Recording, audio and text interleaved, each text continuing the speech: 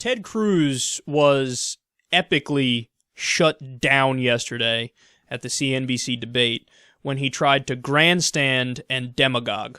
Senator Cruz, congressional Republicans, Democrats, and the White House are about to strike a compromise that would raise the debt limit, prevent a government shutdown, and calm financial markets that fear of another Washington-created crisis is on the way.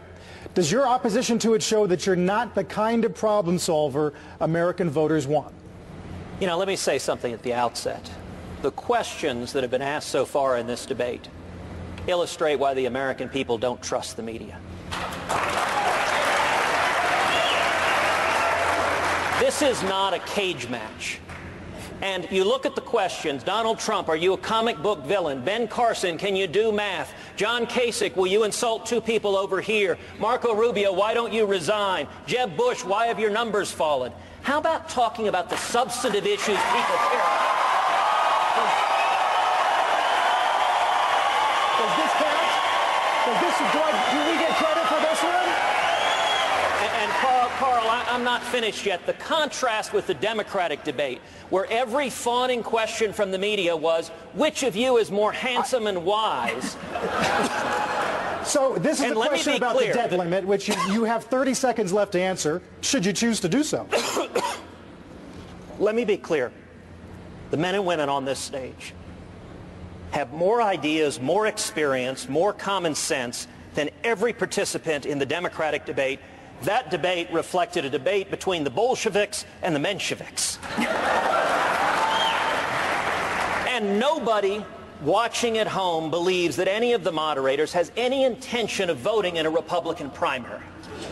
The questions that are being asked shouldn't be trying to get people to tear into each other. It should be, what are your substantive solutions to people who are I just want the record to reflect, I asked you about the debt limit, and I got no answer. Okay, all right, you want me to answer that question? I'm happy to answer the question. I'm happy to answer the question, but let me tell you how the question is. Let me tell you how that question is. Let me tell you how that... Senator Paul, I've got a question for you on the same subject. So you don't actually want to hear the answer, John? Senator Paul... You don't want to hear the answer. You just want to insult. You used your time on something else. Senator Paul... So you're not interested in an answer, John? I'm interested in an answer from Senator Paul. Senator Paul, the budget deal crafted by Speaker Boehner and passed by the House today.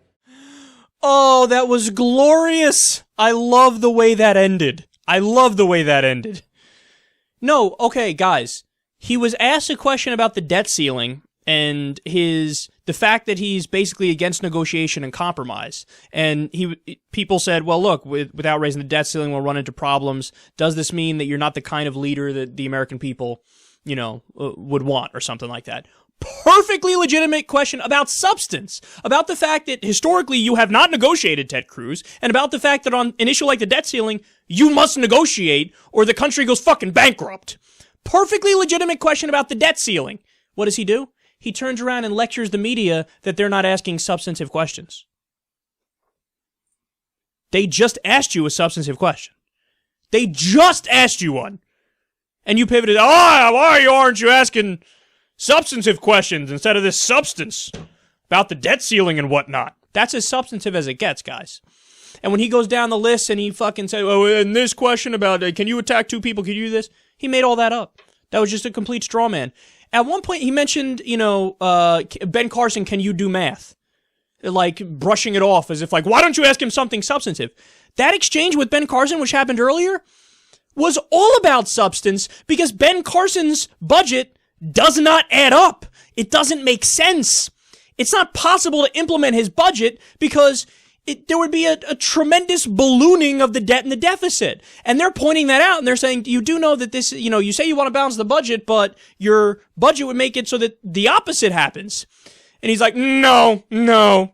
And so they go through some of the math with him, and they're like, when this happens, that means you got the shortfall of X amount. And Ted Cruz is like, why aren't you focusing on substance? They're talking about fucking budget numbers, man. That's as substantive as it gets. Now, I understand I'm always one to go after the media for not being substantive. But of course, with Ted Cruz, swing and a miss, he's lecturing them one of the few times where they are focusing on substance. Unbelievable this guy is. And I like how, I think it was Dave Rubin who tweeted yesterday when you had him cough there. Ted Cruz was coughing in the middle of his fucking lecturing the media. He's like, oh, he's literally choking on his own bullshit. Oh, it's so true. It's such a perfect fucking metaphor for what's happening there.